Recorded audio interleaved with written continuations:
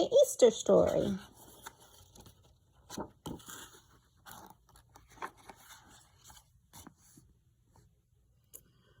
While Jesus was on earth, he healed the sick and taught people about God. So everywhere he went, men and women and boys and girls wanted to meet him. One day he had to go to Jerusalem to celebrate a feast day. As he rode to town on a donkey, a crowd ran out to meet him. Some shouted, "Blessed is the King," and put their coats down in his path. Others waved palm branches and sang songs. The leaders were jealous. They did not like Jesus. "Look how people follow this man," they whispered.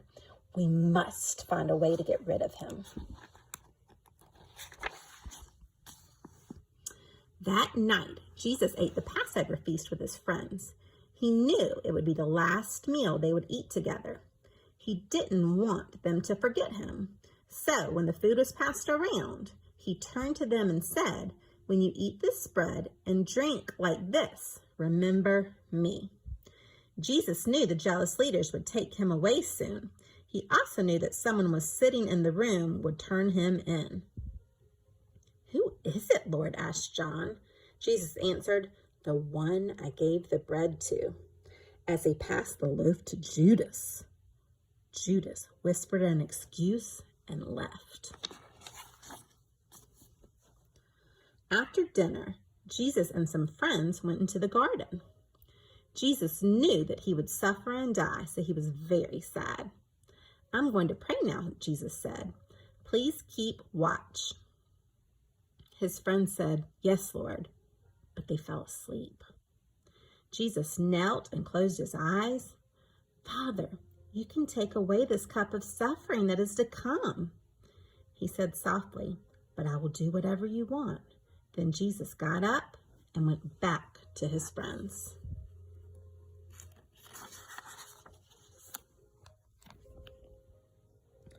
Suddenly, a group of soldiers marched up to Jesus. Judas was with them. He ran over to Jesus and greeted him with a kiss. This was the signal for the soldiers to arrest Jesus. And when they did, his friends left him and ran away.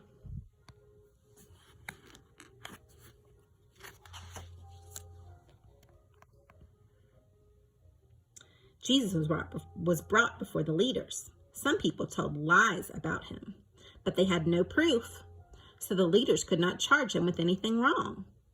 When they asked, "You say that you are the Son of God, is that true?" Jesus answered, "I am." This made the leaders angry. "This man is guilty of a terrible offense. He says he is God's son when he is not," they shouted.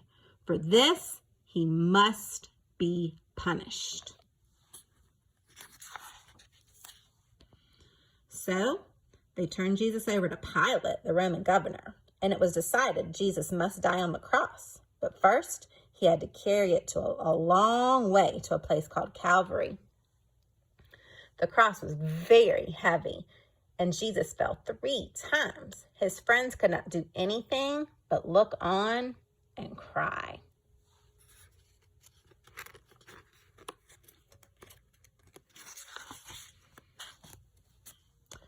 Jesus died soon after, and his friends took his body and buried it in a new tomb. They rolled a big stone in front, but the leaders were still afraid. They remembered that Jesus said he would rise again in 3 days, so they gave an order for soldiers to guard the tomb day and night.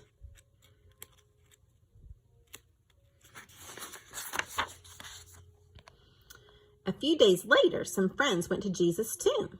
The big stone was rolled away. "It's empty," they shouted as they looked in. Then they saw an angel. "Jesus is not here," he said. "He's alive again." So they ran to tell the others. After Jesus rose, he visited his friends who were happy to see him. Before he left for heaven, he told them to spread the good news of God's love to everyone. Because Jesus died and rose again, he earned us a place in heaven.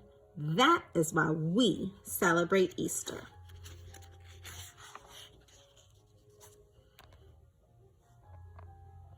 We celebrate Easter to remember what Jesus did for us and how much he loves us. Because Jesus gave his life for us and rose again, we can live again too. Easter comes on a Sunday in spring. Spring is the season when grass grows, flowers bloom, and baby animals begin their new lives. If we believe in Jesus, we have new life too. Happy Easter.